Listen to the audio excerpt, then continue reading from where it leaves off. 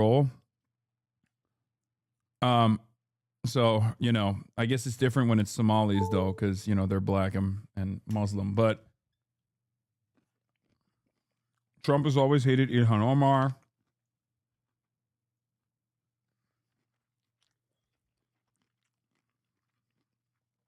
So there was always a lot of resentment.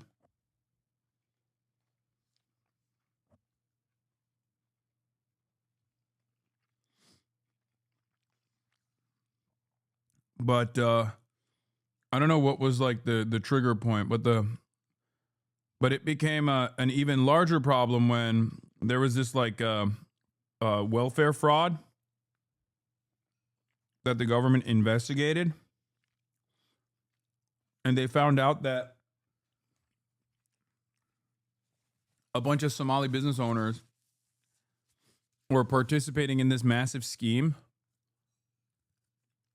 Even though, ironically enough, the scheme was led by a white lady, which you will never hear for the record. Like the philanthropy was actually like the kingpin of this entire thing was a white lady. No one talks about it. That is not even remotely a question. But basically,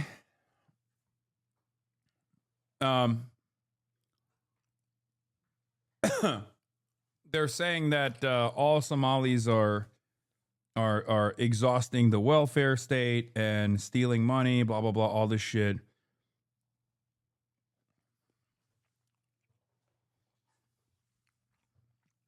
When in fact, you know, that is perhaps the most Americanized version. That is the most American thing: grifting and welfare fraud.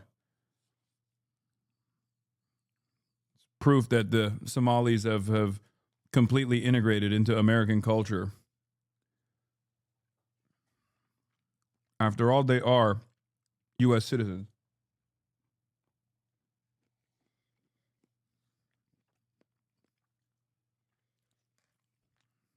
Somali leaders giving their endorsement in November of last year, right before the election.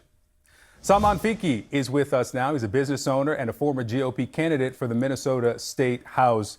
Salman, thank you for being with me. Quote, we're going to go the wrong way if we keep taking in garbage. The president was talking about Somali immigrants. You are Somali American. What's your reaction? This type of shit's also mad annoying because it's like, yeah, arrest the people that did the fraud, brother. What are you doing? Put the arrest in the bag. Like, ain't nobody saying free them, you know? Yeah, arrest the motherfuckers. But the broader fucking rant about how like this is how all Somalis are is so stupid.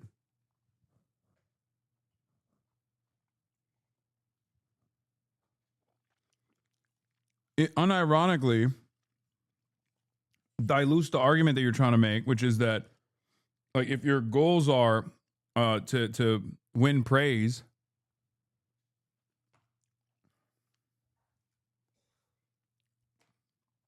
if your goals are to win praise for your brilliant investigative work, turning around and generalizing all Somalis as being fraudulent, parasitic, garbage people on U.S. soil, well, turns out everyone's going to hyper-focus on that. No one's going to give a shit about the fraud case. Like, no, this doesn't happen with white people, right? This just doesn't happen with white people. White people do fraud all the fucking time. Ain't nobody goes, all white people are doing fraud all the time, 100% of the time. You know? But of course, if you're from a different background, from a non-white background, all of a sudden, every single person of that same background is similarly responsible for the fucking fraud that one guy did. Or in this case, I think it was like more than 40. And it's so ridiculous because, I mean, the president is like the number one fraudster. The president is the number one fraudster. What are we doing? What are we saying?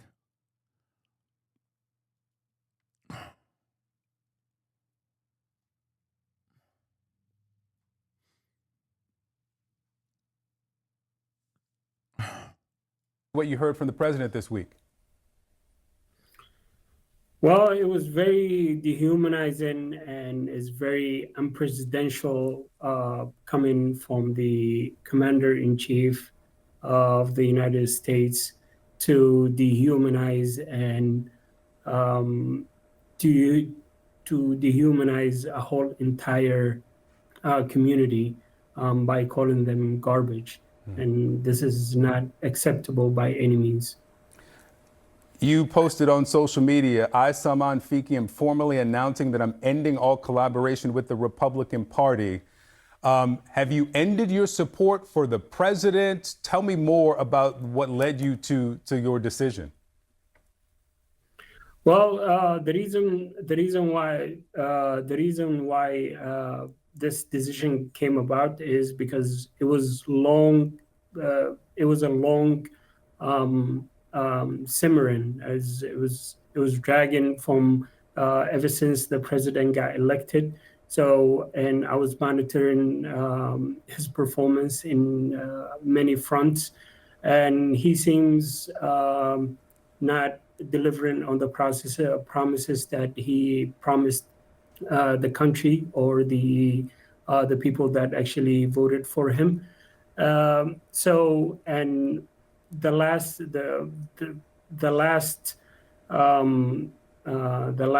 that broke the camel back was when he called Somali community as a garbage. Do you regret your vote for President Trump? No, I don't regret my vote that I voted for Trump, because where I see politics, I see politics through conservative prism, and I still have conservative values, and I see politics through that lens. But I withdraw all connections from the Minnesota GOP, from the Republican Party. I need you to understand something, okay? There are people out there who absolutely got duped, partially because the Democrats did not present a affirmative message, a positive message, one that they could abide by. And then there are dumb fucks, okay? You just need to understand, like, there are dumb fucks that will make it incredibly hard for you to sit there and sympathize with them. It doesn't matter. There are always going to be people that are basically in a fucking abusive relationship with their politicians. There will always be tokens. There will always be, black Republicans. There's always going to be Hispanic Republicans. There's always going to be people who are just like,